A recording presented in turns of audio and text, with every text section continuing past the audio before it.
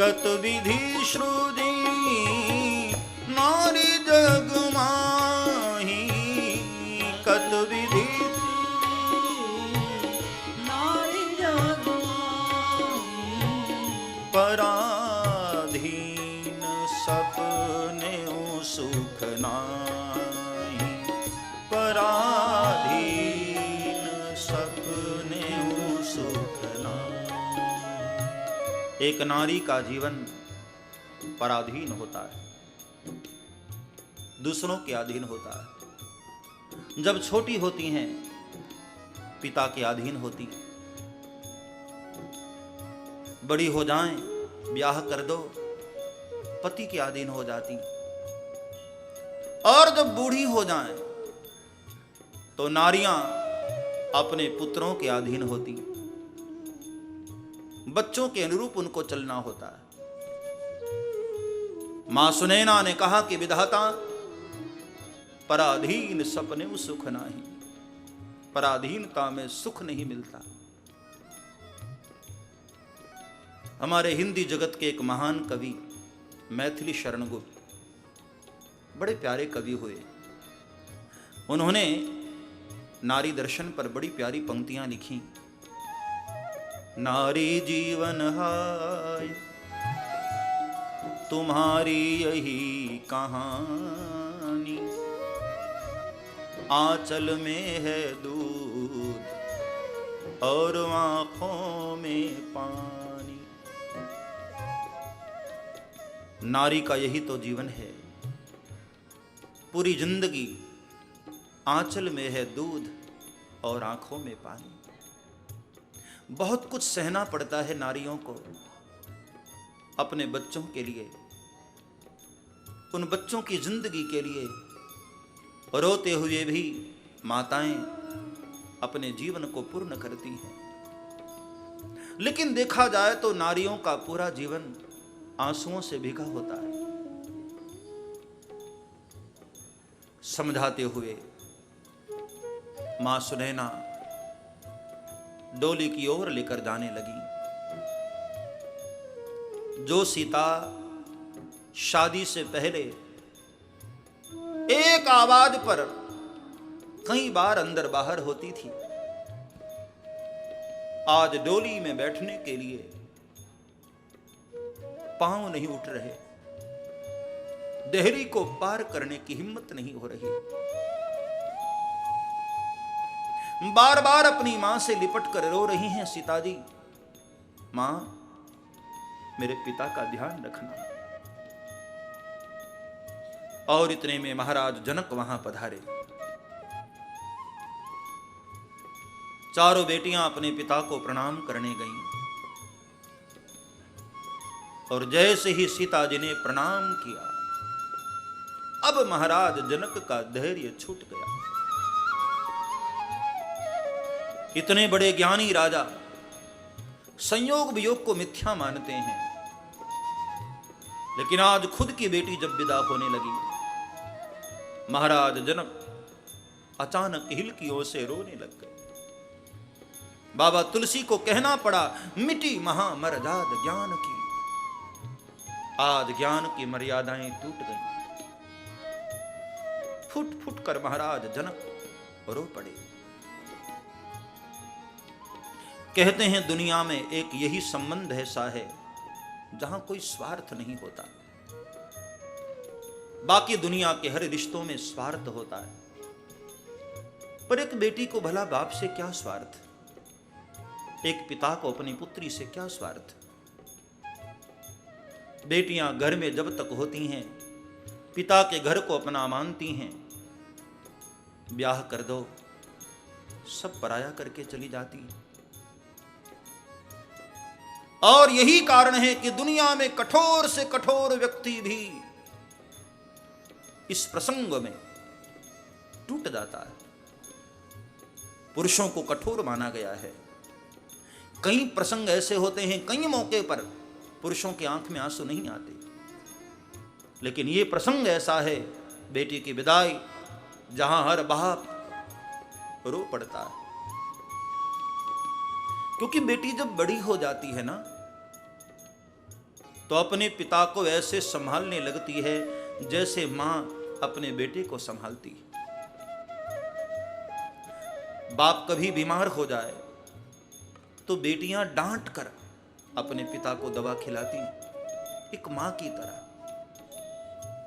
और बाप कहीं बाहर गया हो ना, तो सबसे ज्यादा चिंता घर में किसी को होती है तो बेटियों को। बार बार अपनी मां को पूछती है, मां पिताजी अभी आए नहीं, पूछो ना कहां है पिताजी। और आज जब पिता अपनी बेटी को विदा कर रहा होता है, उसको वो सारी घटनाएं याद आ रही होती हैं कि अब तेरे जाने के बाद एक मां की तरह मुझे कौन संभालेगा, कौन मुझे डांटेगा।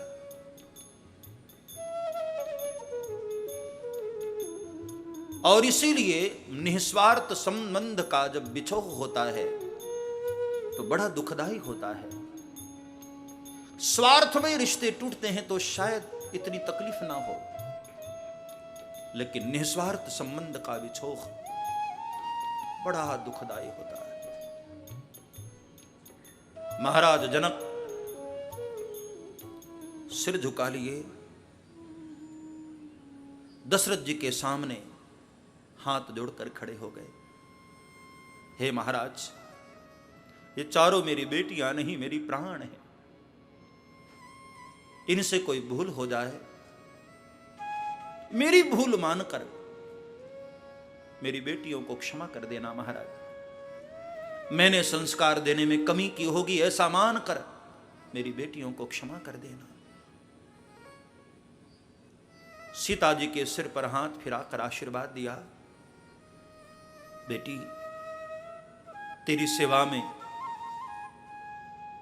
मुझसे कोई भूल रह गई हो,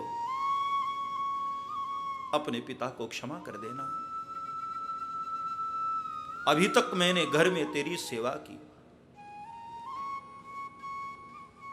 अपने पिता की मर्यादा को, कुल की मर्यादा को बचा कर रखना।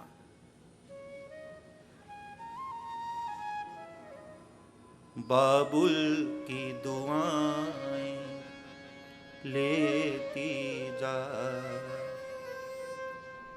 जा तुझको सुखी संसार मिले। बाबुल की दुआएं लेती जा, तुझको सुखी संसार मिले। बाबुल की दुआएं लेती जा, जा तुझको सुखी संसार मिले। बाबुल की दुआएं लेती जा, तुझको सुखी संसार मिले। मैके की कभी ना याद आए, ससुराल में इतना प्यार मिले। मैके की कभी ना याद आए, ससुराल में इतना प्यार मिले।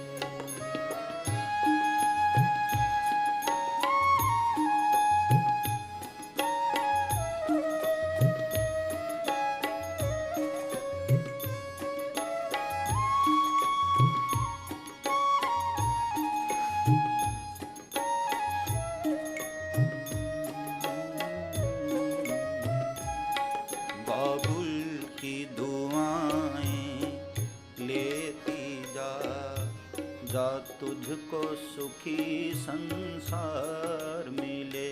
बाबुल की दुआएं लेती जा, जा तुझको सुखी संसार मिले। और शहनाइयों में करुण स्वर छिड़े, वेदध्वनि होने लगी। विदाई की मंगल वेला करीब आई।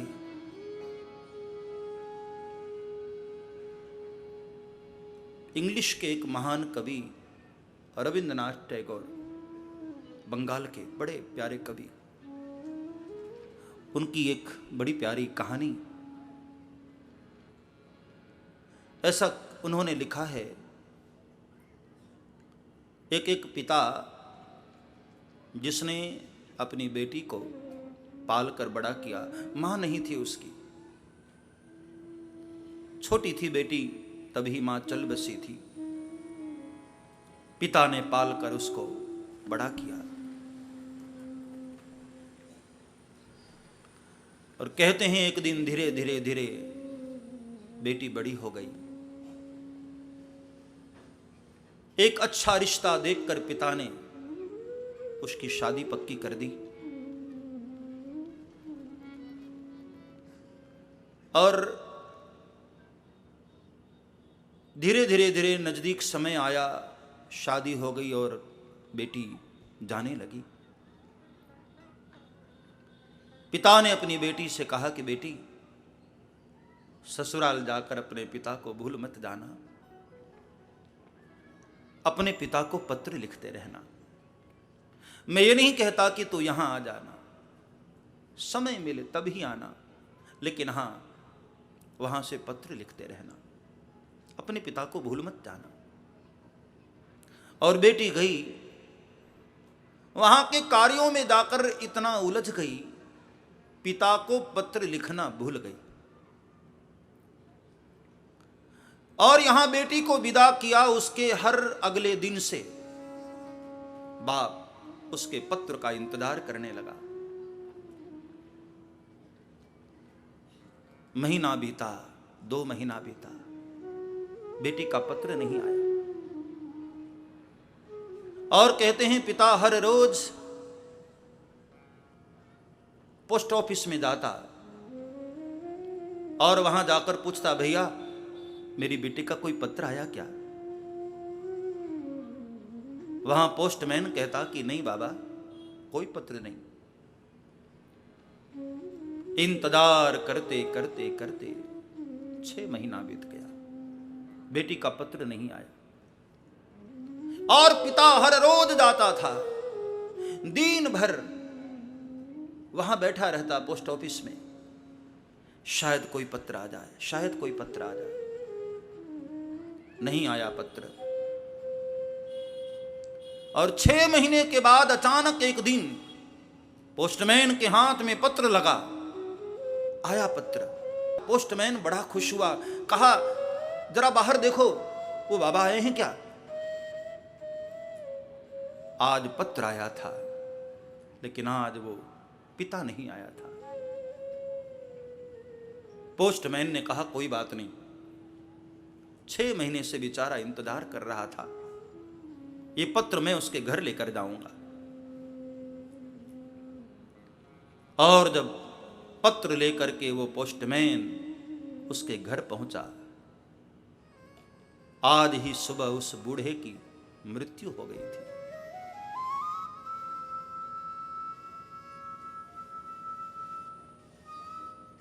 था मुस्लिम,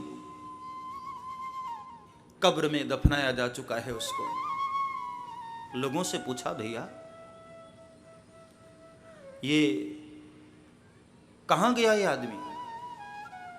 लोगों ने कहा, पोस्टमैन साहब बहुत देर हो गई, हर रोज बेचारा तड़पता रहा,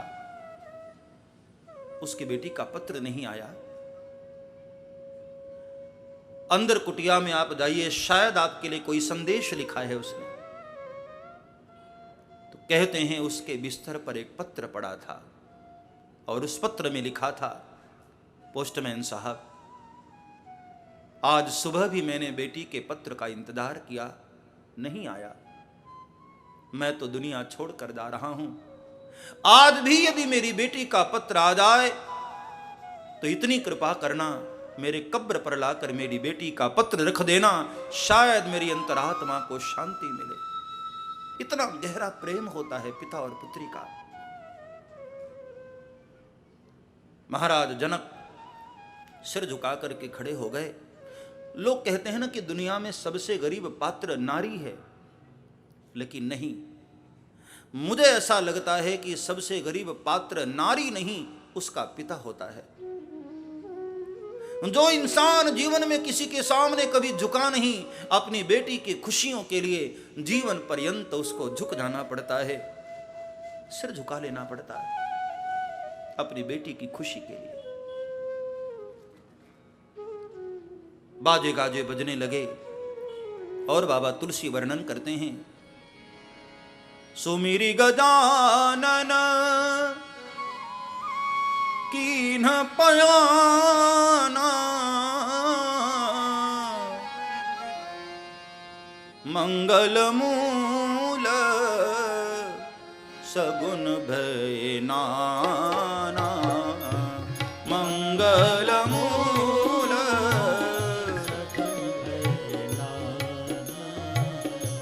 सुमिरी गजानन कीन्ह पयाना, सुमिरी